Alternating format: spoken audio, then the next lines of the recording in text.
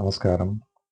Class 6ലെ ഏറെ പ്രതീക്ഷയോടുകൂടി കാത്തിരുന്ന സോഷ്യൽ സയൻസിൻ്റെ ടെക്സ്റ്റ് ബുക്ക് അതിൻ്റെ PDF കോപ്പി നെറ്റിൽ ഇപ്പോൾ അവൈലബിൾ ആയിട്ടുണ്ട്. NCERTയുടെ വെബ്സൈറ്റിൽ.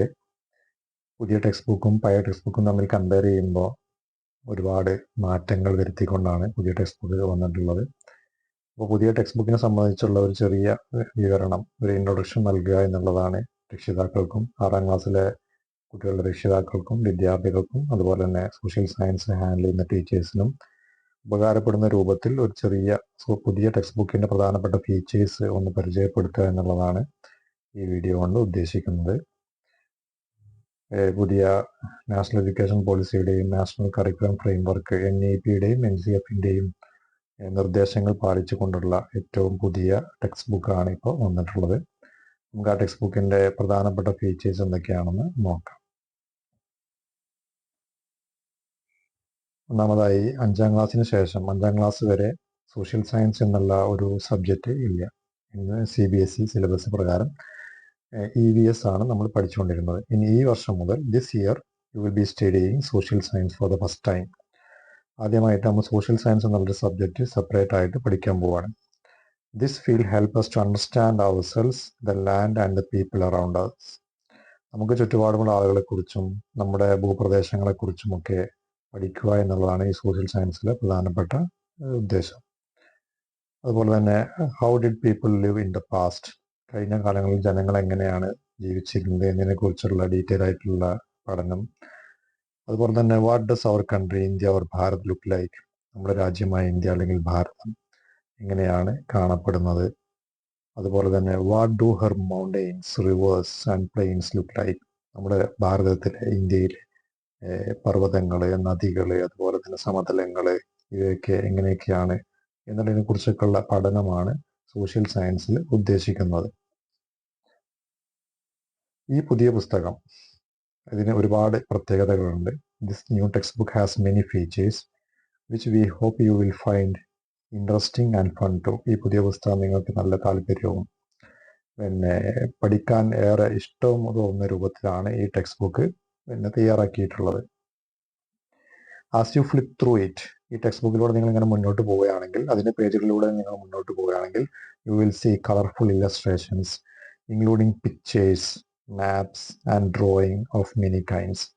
ഒരുപാട് ഇല്ലസ്ട്രേഷൻസും, അതായത് കളർഫുൾ ആയിട്ടുള്ള ചിത്രങ്ങളും അതുപോലെ തന്നെ മാപ്പുകളും അതുപോലെ തന്നെ ഡ്രോയിങ്സും എല്ലാം ഇതിൽ ഉൾക്കൊള്ളിച്ചിട്ടുണ്ട്. ഇത് ഇൻട്രസ്റ്റീവ് ആയിട്ട് കുട്ടികൾക്ക് ഇൻട്രസ്റ്റീവ് ആവാൻ വേണ്ടിയിട്ട് ഈ രൂപത്തിലുള്ള കാര്യങ്ങളൊക്കെ ഇതിൽ പരമാവധി ഉൾപ്പെടുത്തിയിട്ടുണ്ട്. അതുപോലെ തന്നെ നമുക്ക് ഈ ടെക്സ്റ്റ് ബുക്കിന്റെ പ്രധാനപ്പെട്ട ഫീച്ചേഴ്സ് എന്തൊക്കെയാണെന്ന് ജസ്റ്റ് ഒന്ന് നോക്കാം. Features of the new text book.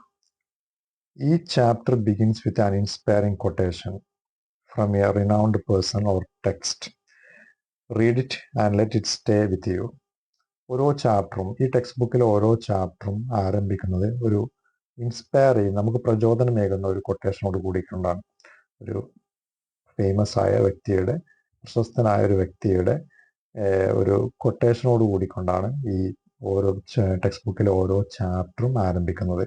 അത് നമ്മൾ വായിക്കുകയും അത് നമ്മൾ ഉൾക്കൊള്ളുകയും വേണം. The main text is written in simple language. You will learn about people and places in India and beyond. നമ്മുടെ ഈ ടെക്സ്റ്റ് ബുക്ക് വളരെ ലളിതമായ ഭാഷയിലാണ് എഴുതിയിട്ടുള്ളത്. അതുപോലെ തന്നെ ഈ ടെക്സ്റ്റ് ബുക്കിലൂടെ നിങ്ങൾ ആളുകളെക്കുറിച്ചും സ്ഥലങ്ങളെക്കുറിച്ചൊക്കെ, നമ്മുടെ രാജ്യത്തിൻ്റെ ചുറ്റുപാടൊക്കെ ഉള്ള ആളുകളെയും സ്ഥലങ്ങളെയും കുറിച്ചൊക്കെ ഇതിലൂടെ നിങ്ങൾക്ക് പഠിക്കാൻ വേണ്ടി പറ്റും.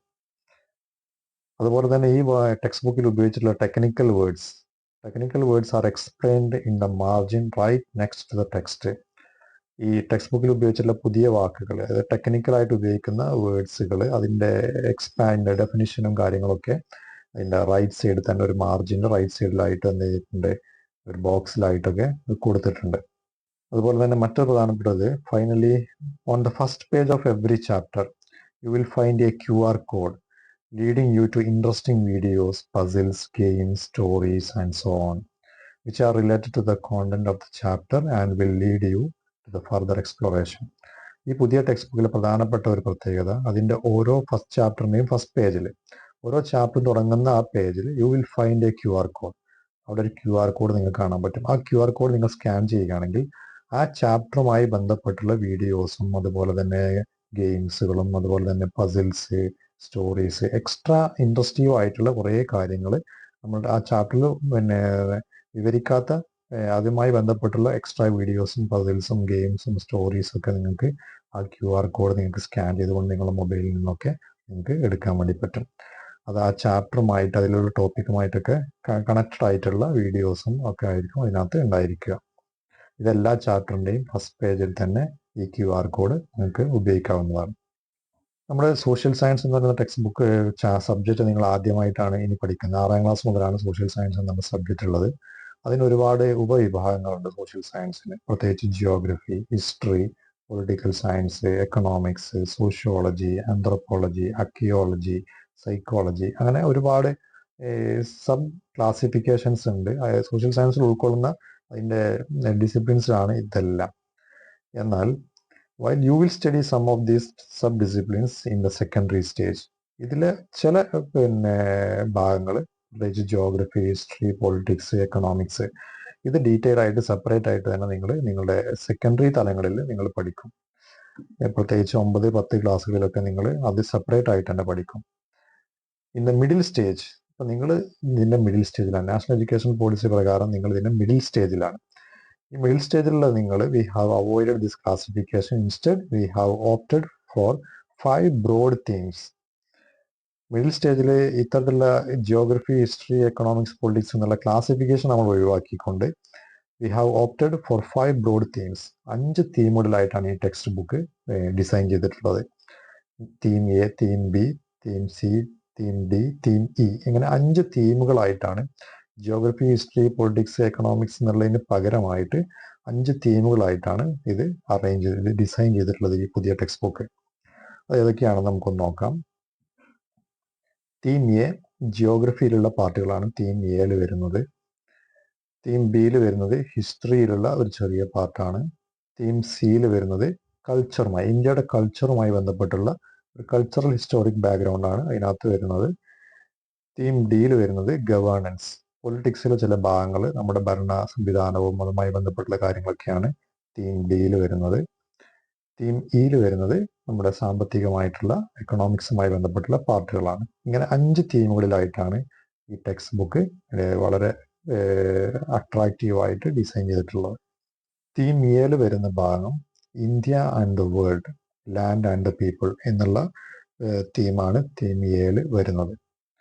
അതിനകത്ത് ഒന്നാമത്തെ ചാപ്റ്റർ വരുന്നത് locating places on the earth, രണ്ടാമത്തെ ചാപ്റ്റർ വരുന്നത് ഓഷ്യൻസ് ആൻഡ് കോണ്ടിനെൻറ്റ്സ്, മൂന്നാമത്തെ ചാപ്റ്റർ വരുന്നത് ലാൻഡ് ഫോംസ് ആൻഡ് ലൈഫ്. ഇതാണ് തീം എയിൽ വരുന്നത്. India and the world, land and people, ഇന്ത്യയും ലോകവും അവിടുത്തെ ജനങ്ങളും അവിടുത്തെ ഭൂപ്രദേശവും എന്നുള്ള ഭാഗത്ത് 3 ചാപ്റ്ററാണ് വരുന്നത്. ഇനി തീം ബിയിൽ ടാപ്പസ്ട്രി ഓഫ് ദ പാസ്റ്റ്. ടാപ്പസ്ട്രി എന്ന് പറഞ്ഞാൽ നമ്മൾ ചുമരിലൊക്കെ തൂക്കുന്ന ഒരു ചിത്രങ്ങളൊക്കെ ഉൾക്കൊള്ളിച്ചുകൊണ്ട് ഒരു ഡിസ്ക്രിപ്ഷനൊക്കെ കൊടുത്തുകൊണ്ട് തൂക്കുന്ന ഒരു ഇതിനാണ് ടാപ്പസ്ട്രി എന്ന് പറയുന്നത്. അപ്പൊ ഇന്ത്യയുടെ അത്തരത്തിലുള്ള ഒരു പഴയകാല ഒരു ചുമർ ചിത്രം എന്നുള്ള രൂപത്തിൽ ടാപ്പസ്ട്രി ഓഫ് ദ പാസ്റ്റ്. അതിനകത്ത് 4ാമത്തെ ചാപ്റ്ററായി കൊടുത്തിട്ടുള്ളത് time line and sources of history, അതുപോലെ ഇന്ത്യ ദാറ്റ് ഈസ് ഭാരത്, അതുപോലെ the beginning of the Indian civilisation. ഇത്രയും ചാപ്റ്ററുകളാണ് തീം ബിയിൽ കൊടുത്തിട്ടുള്ളത്. ടാപ്പസ്ട്രി ഓഫ് ദ പാസ്റ്റ് എന്ന് പറയുന്ന ഹിസ്റ്ററിയുടെ പാർട്ടായിട്ട് കൊടുത്തിട്ടുള്ളത്. ഇനി അതിനെ സബ് പാർട്ടായിട്ട് വീണ്ടും അതിന് തീം സിയിൽ അവർ cultural heritage and knowledge tradition, അതിനകത്ത് ഇന്ത്യാസ് കൾച്ചറൽ റൂട്ട്സ്, അതുപോലെ തന്നെ unity in diversity, otherwise mini in the one, ഇന്ത്യയുടെ ഏറ്റവും നല്ല സംസ്കാരവും അതുപോലെ തന്നെ ഇന്ത്യയുടെ നാനാത്വത്തിൽ ഏകത്വം എന്ന് പറയുന്ന സംസ്കാരമൊക്കെ ഉൾക്കൊള്ളുന്ന തീം സി എന്ന് പറയുന്ന പാർട്ട്. ഇനി തീം ഡിയിൽ ഗവേണൻസ് ആൻഡ് ഡെമോക്രസി, ഭരണ സംവിധാനവും നമ്മുടെ ജനാധിപത്യത്തെ കുറിച്ചൊക്കെ ഉള്ള ചാപ്റ്റർ അതിനകത്ത് വരുന്നത്. ഫാമിലി ആൻഡ് കമ്മ്യൂണിറ്റി, അതുപോലെ ഗവേണൻസ് ഒരു പാർട്ട്. രണ്ടാമത്തെ പാർട്ടിൽ local government in rural areas, അതിൻ്റെ തന്നെ 3ാമത്തെ part local government in urban areas. ഇങ്ങനെയാണ് സിവിക്സിലെ പാർട്ട് വരുന്നത്. ഫാമിലി ആൻഡ് കമ്മ്യൂണിറ്റി എന്ന് പറയുന്ന ചാപ്റ്റർ, പിന്നെ ഗവേണൻസ് എന്നുള്ള ഭാഗം 3 3 പാർട്ടാണ്. ഗവേണൻസ് എന്ന് പറയുന്ന ഒരു പാർട്ടും, അതുപോലെ local government in rural areas എന്ന് പറയുന്ന സെക്കൻഡ് പാർട്ടും, local government in urban areas എന്ന് പറയുന്ന തേർഡ് പാർട്ടും. ഇങ്ങനെ പ്രധാനപ്പെട്ട 2 ചാപ്റ്ററാണ്. ഫാമിലി ആൻഡ് കമ്മ്യൂണിറ്റിയും ഗവേണൻസ് എന്ന് പറയുന്ന 2 പ്രധാനപ്പെട്ട ചാപ്റ്ററാണ് സിവിക്സിൽ വരുന്നത്. ടീം ഇയിൽ വരുന്നത് എക്കണോമിക് ലൈഫ് അറൗണ്ട് അസ്.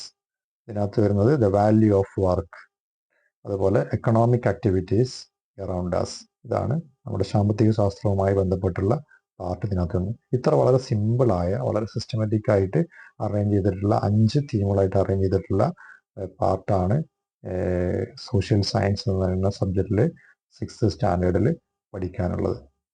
അതുപോലെ തന്നെ ഈ ടെക്സ്റ്റ് ബുക്കിന്റെ പ്രധാനപ്പെട്ട മറ്റൊരു പ്രത്യേകത, ഈ ടെക്സ്റ്റ് ബുക്കിൽ ആരംഭിക്കുന്ന സമയത്ത് തന്നെ അതിന്റെ തുടക്കത്തിൽ തന്നെ, ഓരോ ചാപ്റ്ററിന്റെ തുടക്കത്തിൽ തന്നെ ഇങ്ങനെ ഒരു പാർട്ട് കാണാൻ പറ്റും: the big questions. Just 2 or 3 give you an idea of what you are going to explore in the chapter. ഈ ചാപ്റ്ററുമായി ബന്ധപ്പെട്ട് ഇപ്പം നിലവിലുള്ള അവരുടെ ഐഡിയകളും ആശയങ്ങളും അവരുടെ പ്രീവിയസ് നോളജൊക്കെ ചെക്ക് ചെയ്യാൻ വേണ്ടിയിട്ടുള്ളതാണ് ദ ബിഗ് ക്വസ്റ്റ്യൻസ്. 2 or 3 ചോദ്യം ചോദിച്ചുകൊണ്ടായിരിക്കും ഓരോ ചാപ്റ്ററും ആരംഭിക്കുക. അപ്പം അതിൽ അവർക്ക് നിലവിലുള്ള അറിവ് ഇതുമായിട്ട് താരതമ്യപ്പെടുത്തിക്കൊണ്ട് ചർച്ചകളും കാര്യങ്ങളൊക്കെ ആയിട്ട് ആ ചാപ്റ്ററിലേക്ക് കടക്കാനുള്ള ഒരു ഇൻട്രൊഡക്ടറി പാർട്ടാണ് ദ ബിഗ് ക്വസ്റ്റ്യൻസ്.